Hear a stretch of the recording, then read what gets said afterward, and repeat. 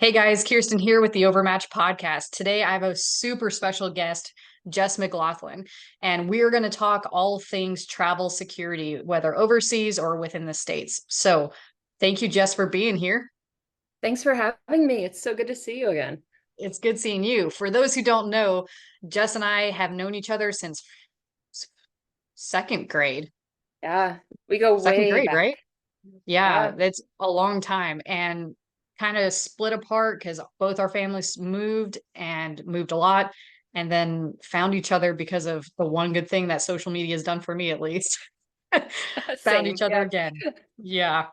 So thank you so much for coming on. We, I couldn't think of anyone better to give true advice for safety traveling because you travel more than you're at home. So It's a lot of time traveling. Yeah, yeah, I enjoy it.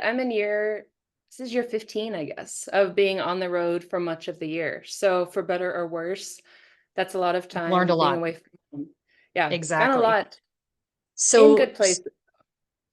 for people who don't know, give a little bit of your background, what you do, who you are, and all the amazing things. And when you don't say enough good things, I'm going to poke you because what you've done is incredible and people need to know.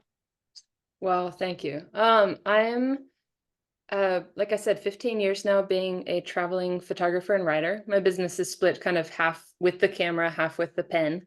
And through that time have worked mostly in the fly fishing industry, which is a very strange niche to be in. It's a very small industry, but it's been very good to me. I've also helped run lodges in Russia and Belize and in the US. So I've gotten to work and live in some countries that, logistically and from a safety angle present some challenges. And it's been very Yeah, much a I'm learning sure. opportunity. I didn't go to school for this. I just started this career because I wanted to travel. So it's been learning on the go. So, And why fly fishing?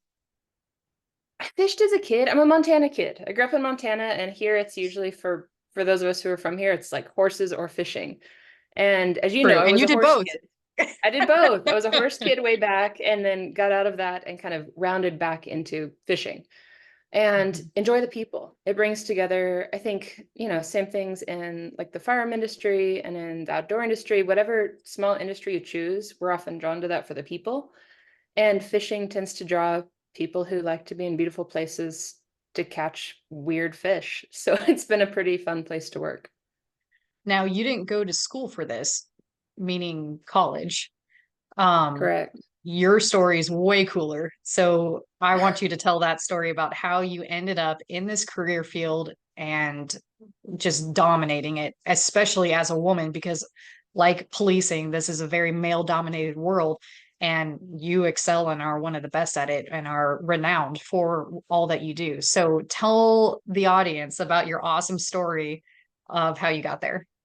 Well, thank you. My story's pretty non-traditional. If people reach out often saying, "Hey, I want to fish and travel, it looks really fun." I'm always quick to remind them it's a lot of like sitting in airports in third world countries, and it's not the fun stuff you always see on social. But as you said, I didn't go to college. I turned down two full ride scholarship offers to go to college, which was a very fun conversation with my parents, as you can imagine. Yeah. Um, and actually left my school education at in eighth grade. I was kind of asked to leave a private school here in Montana because I was arguing with the logic and rhetoric teacher. He didn't want to teach the curriculum, and I wanted to learn. I wanted to learn the mathematical reasons of why people think the way they do. So I would say, Mhm. hey, stop reading us fiction stories and wasting our time. I want to learn what you're supposed to be teaching us. Small town Montana, that didn't go over very well with the school board. So I was asked to move on, which was fine. And luckily I had parents who said, okay, let's think outside the box. You're bored in school, let's homeschool and let you kind of accelerate through. I essentially got through, it would be like an associate's degree in high school, Mhm. um, while running a horse business, like a boarding and training business, training horses. So was able Right. to really get a lot done in high school and get a taste of running my own business, which I Right. liked. I had an LLC at 13 that my mom, bless her heart, co-signed on. Yeah. So it was a very quick introduction to like profit and loss. Here's how you run a business and the ups and downs that come with that. Right. Um, And real life experience at 13. exactly. Yeah, it's I look back now, I'm just like, I was that weird kid wholeheartedly, and I roll with that. I was that weird kid who's like, yeah, let's do a profit and loss statement on the business instead of going to like the movies and a date or something.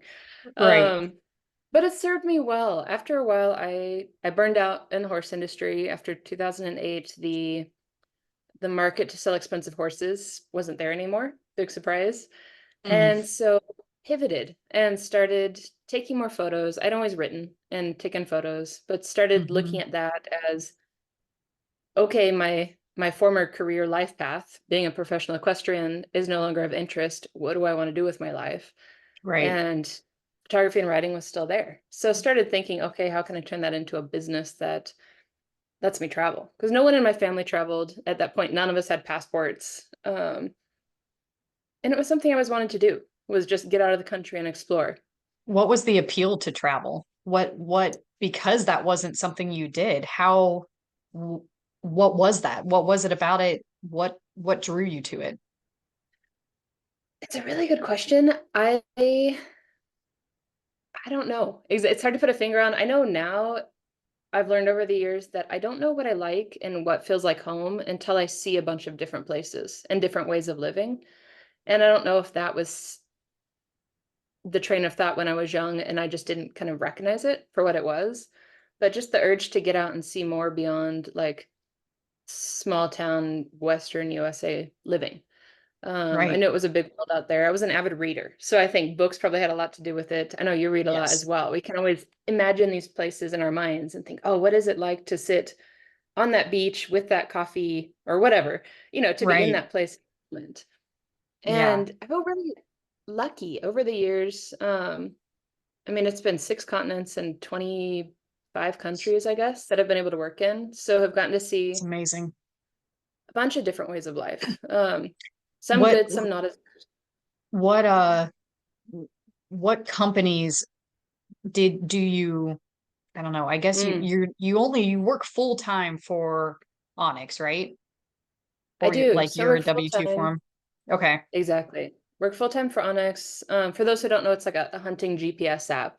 So I Right. work for them as a writer and write a lot Hmm. of their hunting content, which is fun. The hunting industry is not my deep passion, but it's adjacent enough to fishing that I really enjoy it. There's again some good people there. And then on the freelance side, I mean, editorially, it's everyone from like the New York Times, the Wall Street Journal to Men's Journal and Outside, and then a huge cadre of fishing magazines around the world, which Hmm. again, small niche, but it's fun to be able. This morning And I've even the been US on, Army, right? yeah, and the US, exactly. So like on the commercial side, it's been the US Army, it's been Yeti, Patagonia, Starbucks way back when, Yeah. Walmart. So a bunch of like, I think the fun thing about being freelance is you end up taking jobs with people that you would never really think about working with. You get Right. I had a phone call this week from someone who I never would have pitched, and they're like, hey, we want to do a project with you. And it's kind of like, sure, why not? I'll learn something and have fun with it. And we just kind of take it day by day. You know how small Right. business ownership is. It's very much a day by day. You can't slow up or slow down because then things Hmm. just kind of spiral. Yes, absolutely. Uh, Well, let's get into some of the safety aspect of all of your travel and experience, because Definitely. I'm sure you would agree that your greatest teacher is the experience. You can only learn so much in a book or in a school. And Hmm. you have some crazy stories, and feel free to push those in wherever you want. Perfect. But what would you consider your greatest travel fail? Mm. I think greatest travel fail is over planning at times. Mm. I'm a very type A, you know me, I'm a very type A person, You and I love like things. planning. I love planning, which usually it's an asset, I think, in this work. But there are Oh, for times when I'm sure. in a country and have a down day or two, and I'm trying to be better now. I just turned 36, so I'm like mid 30s. I think hope I'm maturing a little bit. Um, I'm trying to be better at just saying, okay, I have a day in this random city. I'm just gonna go explore and just walk. Whereas in my 20s, I think I was so in my head about I pretty much always travel solo. It's very rare that I'm in a group. So Mhm. solo female traveling by herself with a bunch of expensive camera gear, I would almost over plan and be like, okay, I can't Right. go to this part of town. I can't do this. I need to be here at 10 o'clock, here at 11 o'clock. And I think I missed some cool small moments because of that. I probably avoided some things I'm glad I avoided. Right. Um, but it's learning to bridge that gap between being type A and embracing that and having the plans A, B, C, and D and onward, and Mhm. just being able to adjust it. Like sometimes those plans all go out the window and we just have to roll with the punches. Right. So with that, with the planning, what are the best things to do to prep for a travel both overseas as well as Mhm. just within the States? Because I do think that is a bit different. Absolutely. I think regardless whether it's stateside or international, planning. I mean, the upside of the internet is you're able to get online and dig through forums and websites and see what parts of town you can go in. I'm getting ready to go down to Medellin in Colombia, and that's very much a city where like Oh, you wow. stay in the nice parts of town and you don't go beyond it. Mhm. And same thing after that, I go into the Darien Gap, and that's very much a like I need to be aware of where I'm at all times and like where is it safe for me to fly my drone and where, just checking all the boxes basically and going in Mhm. educated instead of landing in Medellin at the airport and being like, okay, I'm here, this is fun, and having no idea where to go. So, So explain what going in educated looks like for the person who maybe isn't as mm, travel experienced as you. I spend a lot of time honestly combing the internet, spending time on travel forums. I know Expedia, I was on their forum the other day looking at info for Medellin. They're not typically an asset I go to. Um, I know a lot of folks say look at the State Department warnings and the State Department website. Honestly, I pretty much avoid that. I check it for health warnings and health issues. If there's um, like Buenos Aires right now, I was there a few weeks ago, they had a big dengue outbreak. So I was a little bit more careful Mm. about mosquito bites than I would have been otherwise.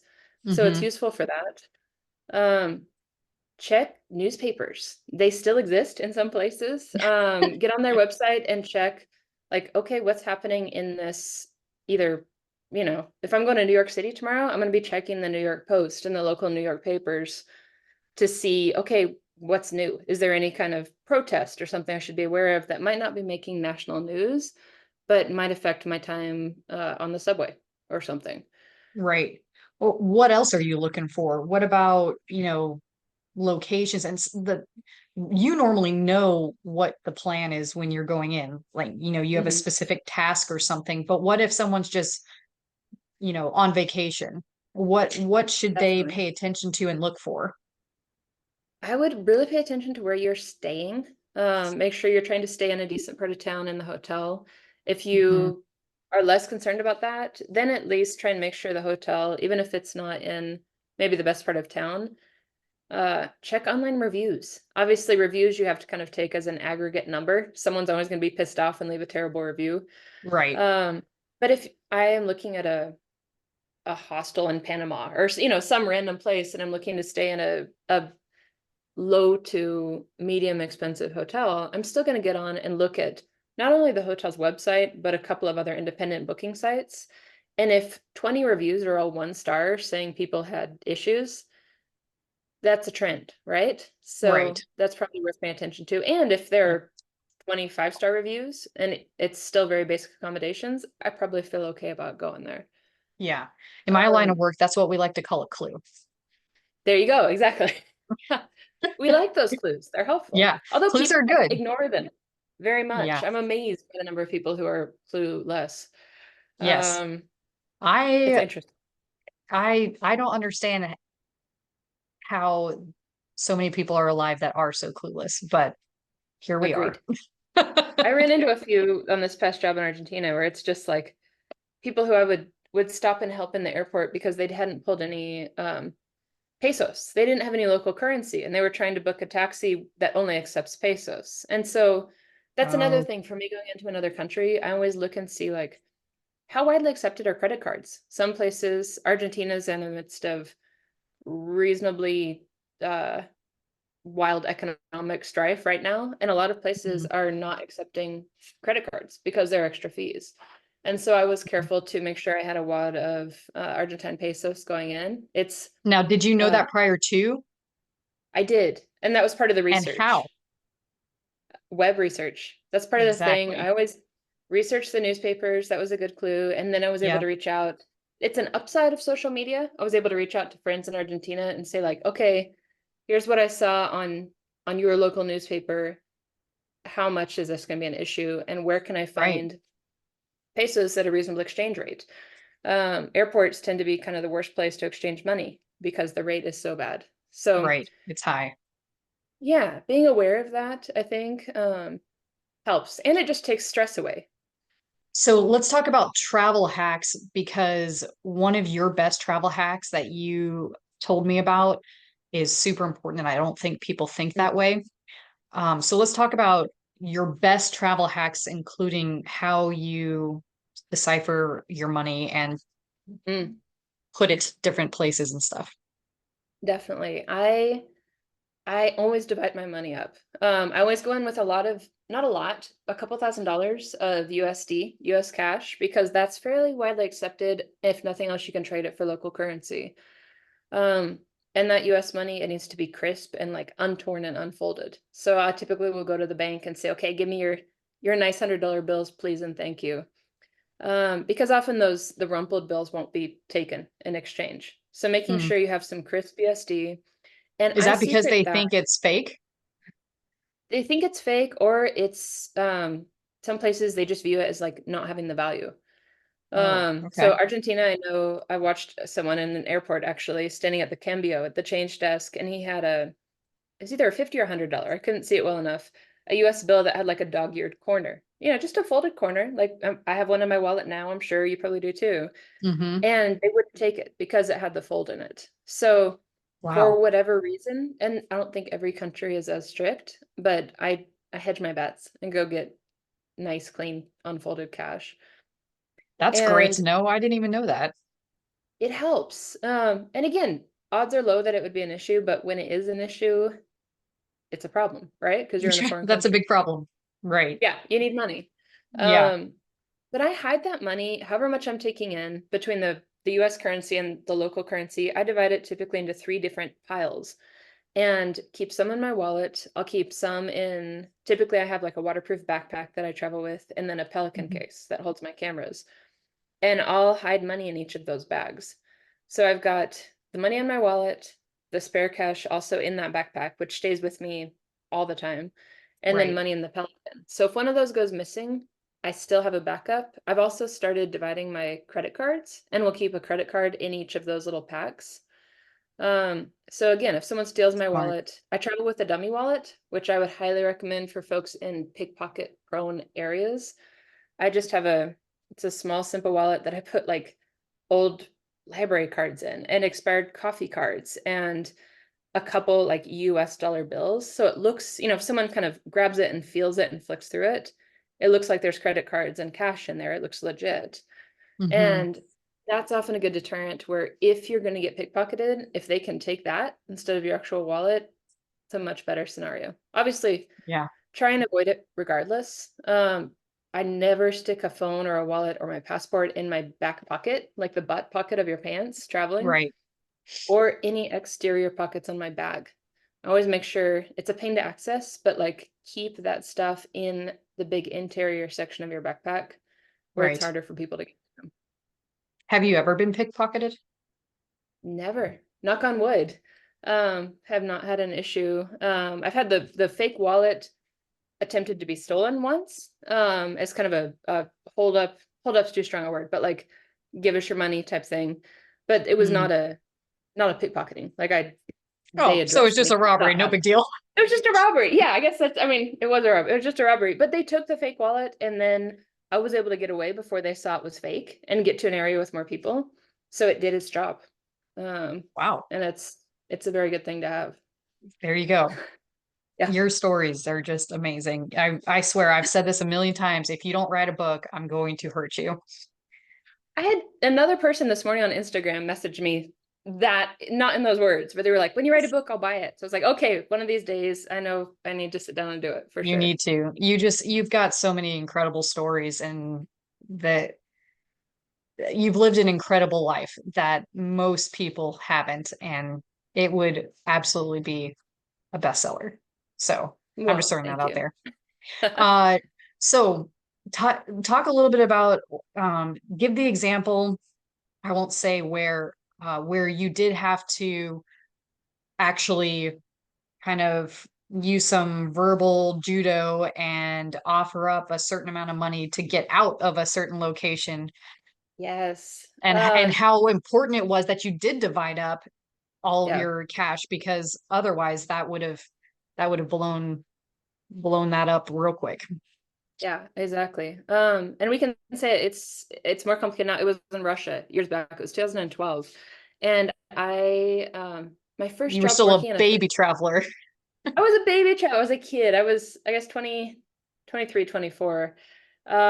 And still pretty new to traveling overseas. It was one of my first Hmm. like overseas jobs. I had to pull a work visa, which is even back then was not easy to do in Russia.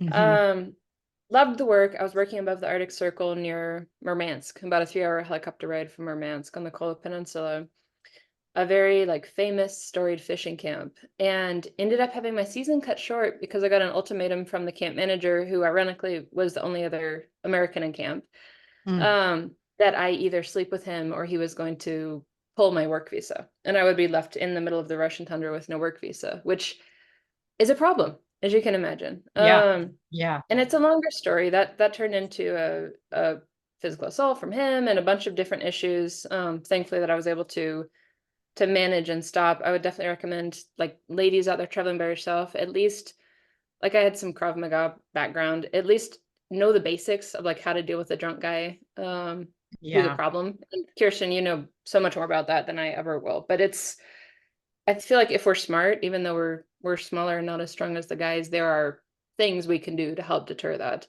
100%. Uh, 100%. so being able to deal with him, and then I had my work visa pulled. So I had 3 days to find a way back to Murmansk, which again was a helicopter right away, and get a ticket, like get out of the country, basically. I managed to do so with a few hours left on the clock. But Hmm. the gate agent in Murmansk, I guess, looked at like the issue date on the ticket or something. He knew that it was a short notice purchase ticket. I was, I think, probably physically a mess. He could tell like this girl is trying to get home and needs to get home Right. and wanted a bribe. And so, it was like, hey, how much cash do you have? What can you give me to for me to let you on the plane? Um, and luckily I had my tip money. I was very broke at this point in time, but I had my tip money from the lodge and had put some of that money in my wallet. The rest of it was hidden away in my bag. And I'm so glad it was, because this was a back and forth discussion with this guy that ended up being like, hey, this is what I have in my wallet. Take it and let me on the effing plane. Right. Um, and that was a lesson for me of like, now I think he ended up with, I don't know, $300 or $400. Now I don't keep that much in my wallet. But he could have ended up with a couple thousand if I had it all Right. with me. So Yeah. that was an early lesson on dividing money and uh keeping it split up really Hmm. helps. Yeah. Yeah. That's a great, like I said, life is a great teacher. It is.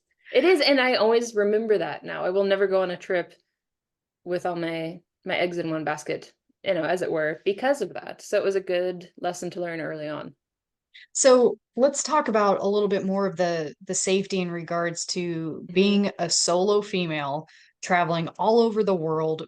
I mean, by yourself in crazy places. I mean, not places that people may think you're crazy to travel to, Yeah. or people like me worry astronomically about you when you go because we care about you and love you. But Oh, like, what are some of the okay, so obviously my background, and the situational awareness is super important, but do you yes. find that the way you hold yourself, because there's a fine line, right? You don't want to come across as like a total, how do I say this nicely? I'm just gonna cuss. Just say it. You don't want to look, you don't want to come across as this total bitch, but Totally. you also don't Yeah, want to come across as this soft, I can be taken advantage of person, right? And on top of it, exactly. you're in foreign countries where Americans don't have the greatest reputation a lot of times. So Yep. how do you ride that line? And what do you find yourself doing that has really been beneficial? Because I know American character is kind of a negative thing overseas a lot. And what is it that we do, first of all, that causes that reputation? And two, the other question I just asked. Totally. I think Americans, the reputation that Americans have as international travelers, the bad reputation is largely well deserved. And I hate Mm, to say it, but I see a lot of American travelers um, being the people who don't make an effort to even learn about the culture they're in. Like I've had people in Belize who are really nice people, but they want like a hamburger and fries, three meals a day, not just two, 3 meals a day. And it's like, guys, you're in Belize. Have some conch and some fruit and some coconut something. And so Americans, so not we tend adapting to to the culture, not even trying. Like it's not even if trying. you don't like foreign food, that's fine, but don't cause a scene demanding exactly what you have at home. Because odds are, if you're in, a second or third world country, they probably don't have access to the foods we have here and the amenities Right. that we have here. Yeah. Um, I see a We're lot of very Americans. spoiled. We're very spoiled. And I think traveling internationally brings that to the surface. Hmm. Um, Women, I see, and this is going to sound terrible, and I'm just going to go ahead and say it. I think a lot of American women traveling cause a lot of problems for themselves because they wear clothing that's not appropriate to the destination. Mm, Um, Wear what you want to wear. Like be comfortable, do what you want to do. But if you're in a Muslim country, don't go around in a bra top and tights. Like I've seen that happen in the Middle East in countries. And it's just have some cultural awareness. There's no quicker way to make enemies than by kind of offending local culture. right. Um, and that just is not, yeah, I don't care if you're buying a coffee in a coffee shop, that is not going to set you on good terms. Right. So Yeah. being aware, I'm always working, right? So I always lean towards kind of work clothes. And yeah, I travel with like a cute dress and heels on every trip because you never know when I'm gonna have to go to a business dinner or a fun night out. But I typically err on the side of like a functional clothing that looks professional, but I'm not uh showing my boobs off or like I'm not Right. being promiscuous in a way that's gonna cause Yeah. problems. Because I see a lot of women dress like that and then get very offended when they get attention. And in Belize, and I worked down there a fair bit, anytime I am going into town by myself, I don't care if I'm in like jeans and a rain jacket, guys are still going to catcall and hoot and holler. And that's just the culture. Like it Hmm. caught me off guard when I first started going down there. But anymore, it's just like, oh, they're just being Yeah. fun. That's who they are. And you can't let yourself get freaked out by that. I think, Yeah. as You you said, can't the take it situation. all too seriously, but you No, also remember you're not in the US right now, you know? exactly. And you need to be aware, you said earlier situational awareness. I think being aware enough, being sober enough. It's very rare that I drink more than two alcoholic drinks when I'm overseas. If I'm by myself, Very I do important. one, period. Um, because you need to maintain that social awareness to know when someone's being like harmlessly flirty or it's just cultural flirtation versus like, hey, this guy is a problem or a potential Right. problem. Yeah. Um, and I find a Is lot it of women also have it. fair to say that not all countries see women as equally as we're seeing here in the US? Oh, for sure. No, I Yeah. think that's a And that's very probably much something to keep aware of that, yeah, we have incredible rights and freedoms here that yeah, people take advantage of every single day. And that's just not how it exactly. is other places. No, it's not how it is other places. And I actually really love it. Like in Argentina, I found there's still very much a machismo with the guys, but it's Hmm. it's them men wanting to be men and letting women be women and kind of being taken care of. Like the guys I worked with were very much like, hey, you're a professional, do your thing, this is awesome. But if you need us, we've got your back. And for Yeah. me, my personality, like I'm very independent, but when someone has my back, it's just like, oh, I can kind of breathe a sigh of relief. And so I Right. think some places it's less PC than we are currently in the US, and I find it hugely Mhm. refreshing. Guys are still guys, girls can still be girls, and it's awesome. It's very nice. So let's talk about that for a second because you are in a male dominated world and Yeah, there are hard things that come with that. But I think a lot of times guys get bad raps and it's really. only seen as this feminist negative thing. Whereas, I was also in a male dominated world and it's, were there some actual like total jerks? Absolutely. And Totally. did they make Yeah. my life hard? Absolutely. But there were also incredible dudes who taught me everything I know and Yes. gave me the opportunities to achieve the things that I achieved. Excuse me. I think I just went through puberty. And I owe a lot of my career success to men. And Absolutely. so yeah, there are negative things that come into play, but it's not it's not the whole picture, even though that seems to be the focus sometimes. Do you find Yeah. that as well? Hugely. I 99% of the time would prefer to work with men. Mm, I just came across two women on this most recent shoot who were extremely high drama. And the guide team, bless their heart, was coming to me midway through the week saying, like, hey, can you give us some buffer and just come stand by me? Because I can't deal with this crying woman. And so I think like women like that, make it harder for the rest of us because it's high drama. yes, And now the guys see a female come up and they're like, oh shit, we've got another right. high drama woman coming up. But I think most guys, and like you said, there are always bad apples, right? There are bad apples on Mhm. both genders. Yeah, the And women I also said cause both. Yeah. problems. Yeah, exactly. Um, but most guys have been incredible. Like I love working with men. Typically it takes them like a day to kind of, or a couple hours at least, to watch me work and for us to chat and for them to figure out like, okay, she knows her shit. She's not going to be a problem. Mm, And then right. it's fun. Then we get on super well and the guys are awesome. I'm very, very grateful to get to meet and work with the guys that I do.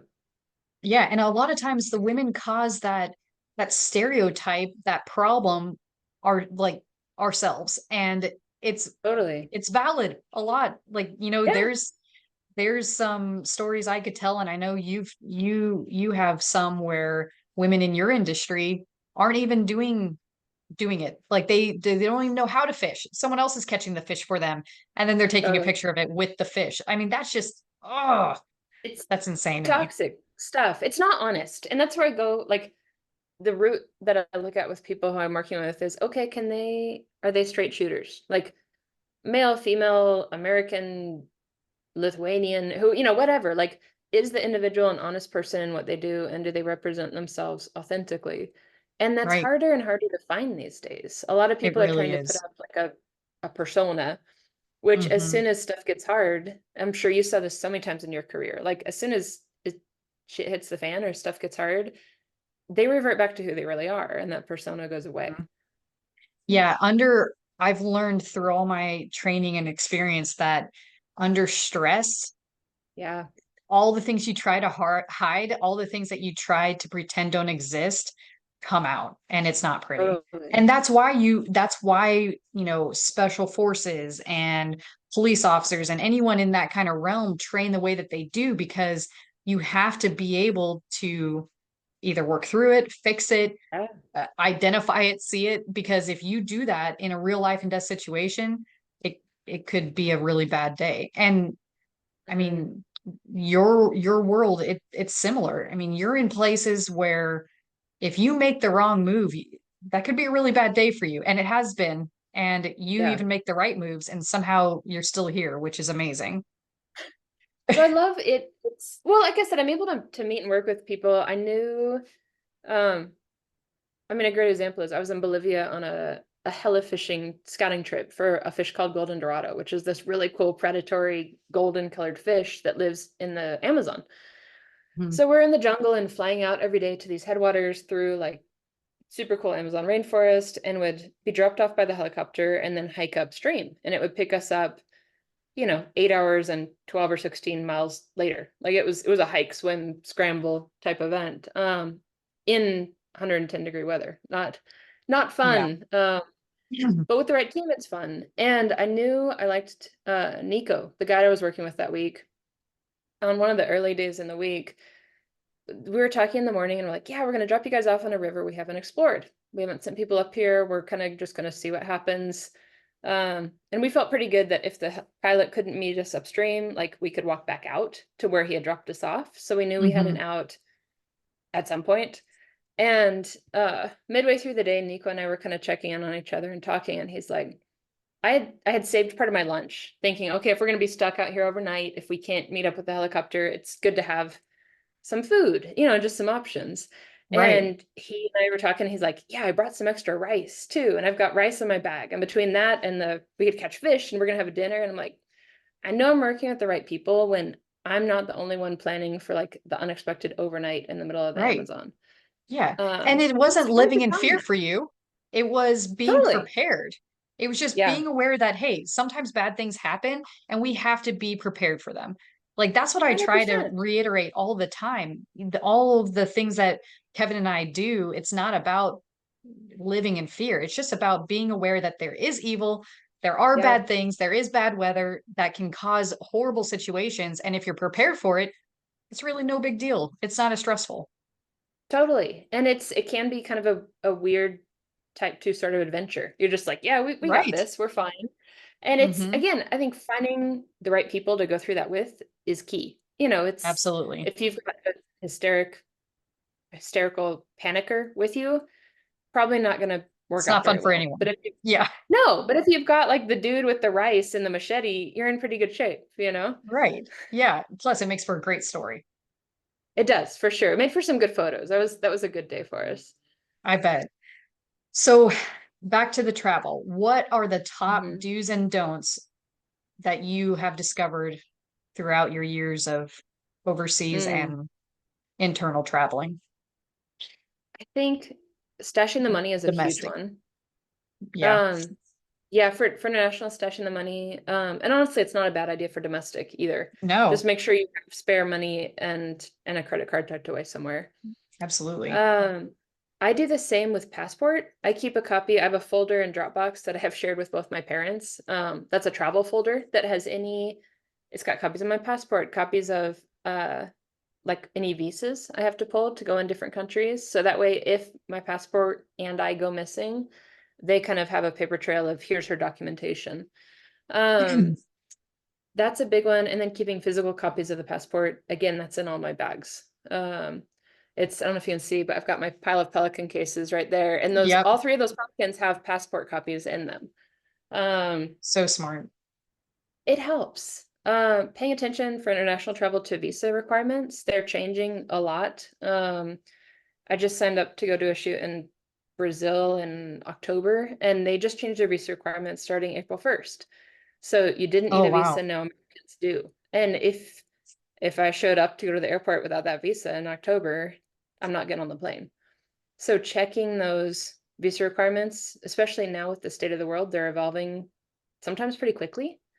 Hmm. Um, and giving yourself time to pull those visas if you need to, because sometimes it's a quick online process. Other times it's a physical visa that can take a month or 6 weeks. You have to mail your passport in. So just Right. planning ahead. Yeah. Planning. Um, yeah, planning's huge. I always travel with like an underdoor kind of chalk or block um that I can block a hotel room door with. So that way, if the lock Have you isn't very seen good on the wedget thing that I've posted about? Is it like I that? have. It's similar. This one's like a metal wedge triangle with a screw that screws down into the floor. So I found it works really well in like a bunch of different kinds of doors. Okay. And I like the sharp wedge because I've actually been able to use that as like a tool if I've needed to help do some repairs Yeah. and stuff over the years. So it's nice to have something metal with me.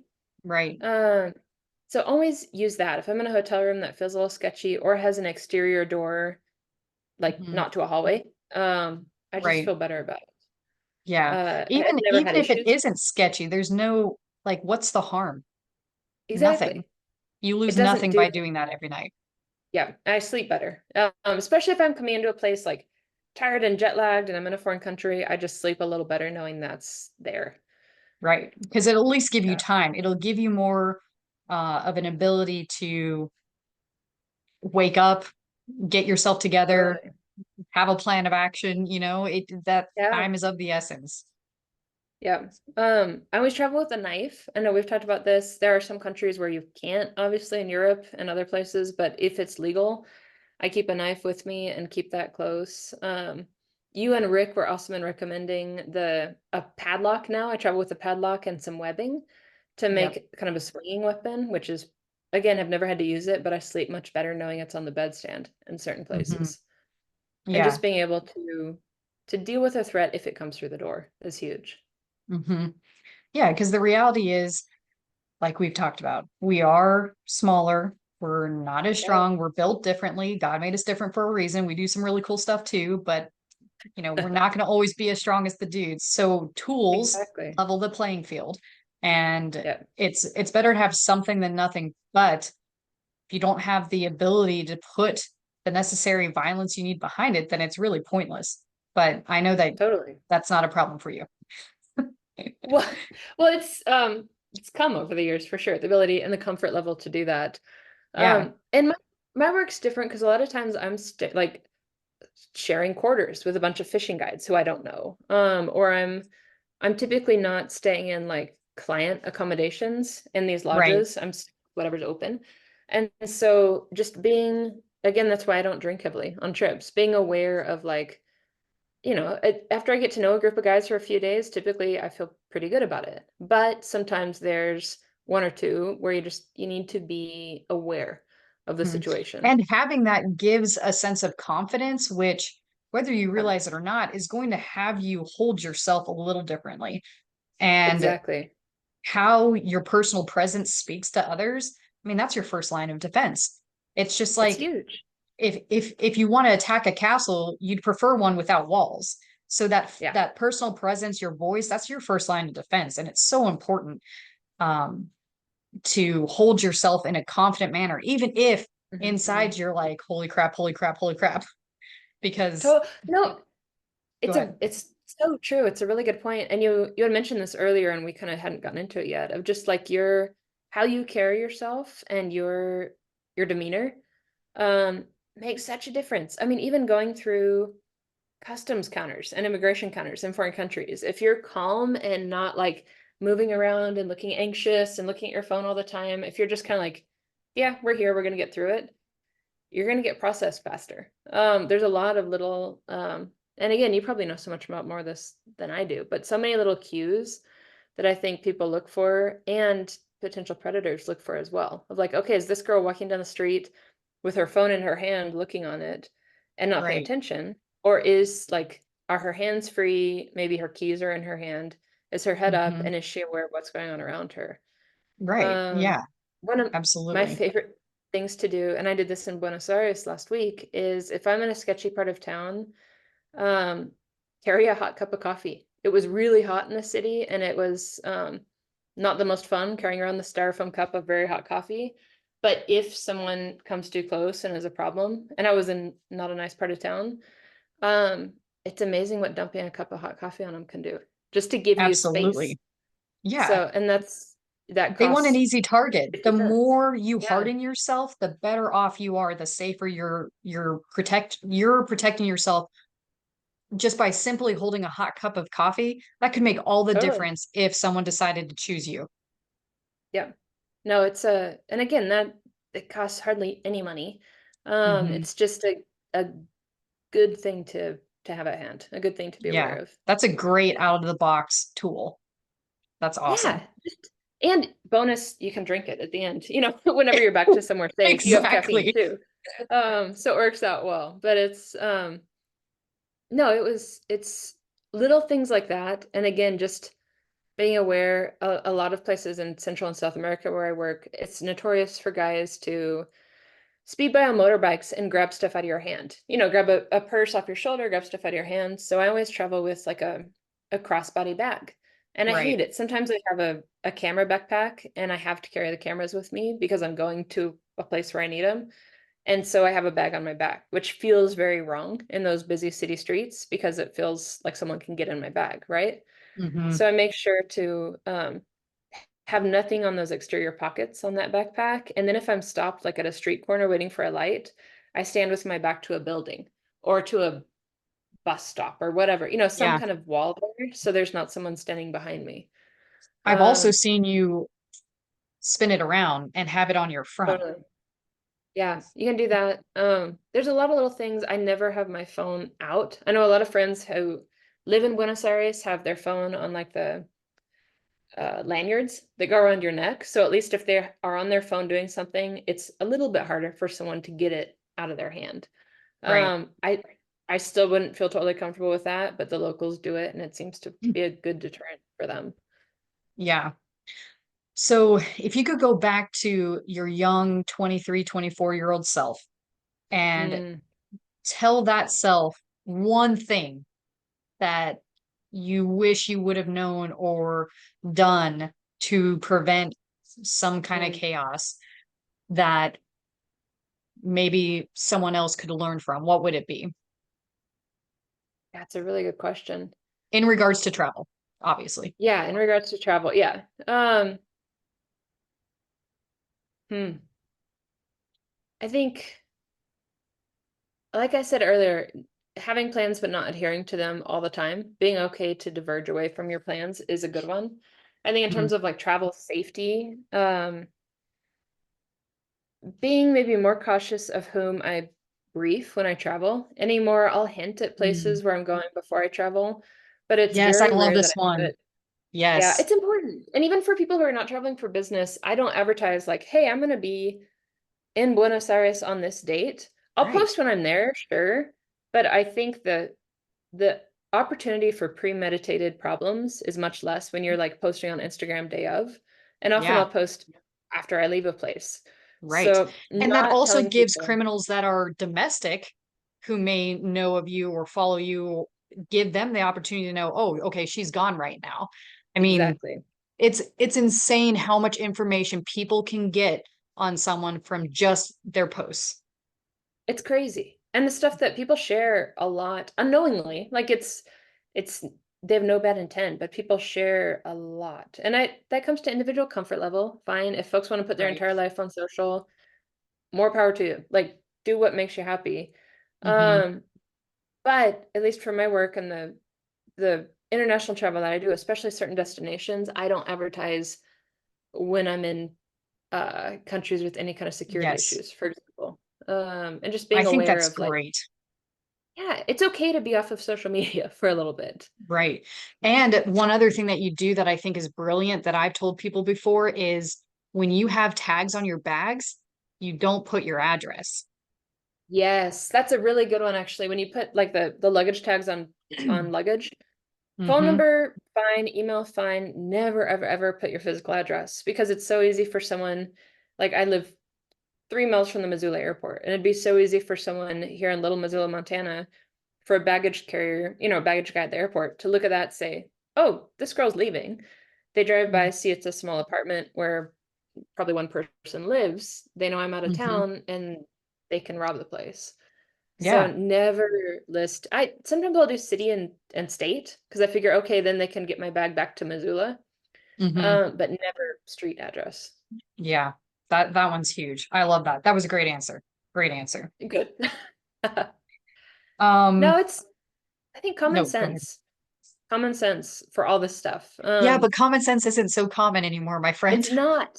No, it's not, and that's the unfortunate thing. But I think just stepping back and being like, okay, what could go wrong in this situation? Again, like you said, you're not fear mongering. We're not trying to make people scared to go out their front door, Right. but it's it's planning for eventualities. Yeah, I think I had a sergeant who now is, I don't know, he's a captain or major or deputy chief, who knows. Mm. But he told me something because I used to get, this is really hard to believe. I used to get in trouble a lot for my face and not being a smiley, happy-go-lucky patrol officer.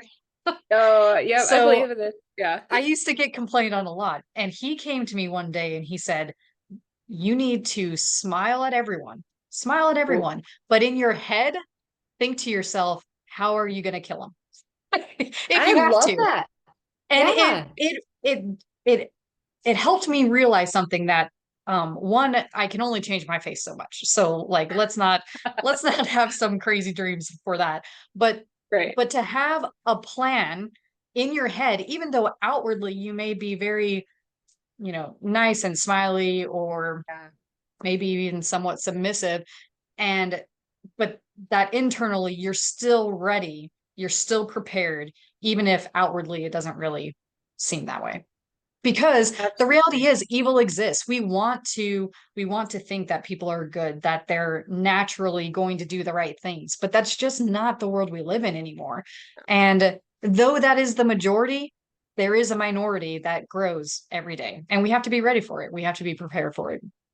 Absolutely. And I think I do that every night when I arrive in like a different hotel room, in a different city of, okay, if someone comes through the door or the sliding glass door to the patio or whatever, what's my plan? Like which bed am I choosing? I always sleep on the bed the furthest away from the door if there are two beds, because Yes, that gives me that much more always. space. So Mhm. it's little stuff where, again, knock on wood, I've never had someone barge into my hotel room, but if they do, I have my swinging weapon nearby. I have a knife nearby if I can travel with it. The door is blocked, they can still come through the window or whatever. Yeah. And I have 6 more feet of space in which to work instead of them being And right on you've top of already me. considered other avenues of escape if necessary, because of course we'd always rather Exactly. avoid if possible. And that's Right. in policing, that's called what ifing it. And by doing Mm, I that, like that. you're pre-planning in your brain avenues of actions depending on what happens, that your brain will be able to access under that stress when you Oh, can't think critically. So that's what I try to like ingrain in people's head by doing that stuff, by doing scenario-based training. That kind of thing helps you develop that, you know, behind the scenes, what your mind can access, because if you haven't done it before, it's not going to be able to access it under stress when you're in a life and death situation. It's just not going to happen. It's not how our absolutely. brains work. No, it's not how our brains work. And I when I first started traveling, for example, I had a probably not rational, but I had a very high level of stress going through like customs and immigration, Yeah. typically immigration more so, because I was just like, oh, what if I get pulled aside or whatever? And for a while, when I had that Russian work visa, the canceled Russian work visa in my passport, I got pulled aside a lot. I'd come through an airport line in certain countries and they'd look at that and look at me and they'd be like, step this way. And I got pulled into a back room and nothing bad ever happened. It was usually like a 5 minutes to half an hour where I would sit there, someone would come and ask questions, and then I'd go on my merry way. And Hmm. now I just don't get phased through immigration because I know that, certain countries, obviously there is a fairly dire worst case scenario, but typically Yeah. going, I do a lot of work in South America this year. Going to most places in South America, I'm probably not going to go to a back room and disappear. Like I'm Yeah. probably going to come out of the room at some point Hmm. in good condition. And so just And running through, like you said, the worst case scenario and planning for that. like you've said before, the more at ease you are, the less stressed Yeah, you are, the less you're going to be kind of seen, because when you're exactly. stressed out and you're fidgeting and you're doing weird things, that's going to make someone who knows what to look for kind of pay extra attention to you. But the more at ease you are, Exactly. the less of a threat you are, honestly. No, it's true. And you're talking about the lack of smiling. And I was laughing internally at that because I have a pretty fixed, like resting bitch face when I'm going through airports. Typically, I'm tired. I've been on a long flight and I just can Mm-hmm. kind of zone out, be like, okay, we're doing this now. And that coupled with clothing that doesn't draw attention. I mean, the Pelican case always kind of does, right? Because it looks like I'm carrying something expensive. The cameras are not great for avoiding attention. Mm-hmm. But my typical travel uniform is like blue jeans and I have a tan canvas jacket and a scarf. So I look pretty like benign. Mm-hmm. And it just helps. You want to, Yeah, you the blend gray in. man, the common term. You blend Yes. in. You just want to be like the person who does not draw attention. How do you avoid complacency? That's a huge thing Mm, that we try to train on all the time in policing, because you'll do a million traffic stops and they will go normal. and then Yeah. you get that one. But avoiding complacency is the key to survival, because it's the moment you get complacent that some crazy thing will happen. I mean, I remember I had a call that it was for these kids that toilet papered the front yard of someone's. And that's a complacent call. You know, you show up, Right. you're like, what do you want me to do? I'm not arresting some 13-year-old because he was an idiot, you know? Yeah. And then it's in that moment that some random chick that wasn't even involved in anything comes walking at us with a butcher knife. Oh, And gee. yeah, she wanted to do this whole suicide by cop thing. And Oof. thankfully we were able to talk her down. But like, that's the unexpected, right? That's where complacency, if you're not paying attention and not being Yeah. aware, you know, cops have to avoid it. So what do you do? Because that's really an important thing in traveling and all that you do in different places that you don't really know as well. I mean, how do you Absolutely. avoid complacency? For me, in a roundabout way, like sleep and managing my physical self is huge. If I get too tired and get exhausted, I get complacent and just kind of too zoned out. I think there's a fine line between Yes, being a little bit numb when you're traveling, which helps avoid stress, but you don't want to go so numb that you become complacent or become right. dumb to potential Yeah, issues. yeah. So, like, learning to get that hour or two of sleep when I can and just keep myself functioning. I mean, this Mm. last trip I went 3 days with a total of 3 hours of sleep during my travel. And then I showed up Wow. in Argentina and had to take a 5 hour car ride, a 1 hour boat ride, and then fish and then perform, like fish and take pictures. There was no downtime. And Mm, so being able to just manage myself and know the point at which I'm like, I need to sit down on the boat and have some water and catch my breath a little bit. right. Uh, that helps manage. I think also for me, I'm lucky in that I rarely work in the same country multiple times. I'm trying to do more of that as I find places that really draw me and that I like. But it's hard to get complacent when you're in a completely new environment. Hmm. So it's always a new set of culture and immigration requirements and clients and people. Yeah, it So keeps you that on your helps toes keep more. me exactly. Yeah. Sometimes too much. Sometimes I wish I'd have more of like the familiarity. Right. But there's something to be said for just like there's not really room to get complacent when you're in a new place. Yeah. Okay. So if you could explain travel safety to someone, but you only had 30 seconds, how Oh, would you do it? And what would you say? You only have 30 seconds to be like, this is how you say stay safe traveling overseas or okay. anywhere. Do I get a And go. timer or am I estimating? Oh Okay. no, I'm like Uh, doing one Mississippi in my head. oh, okay.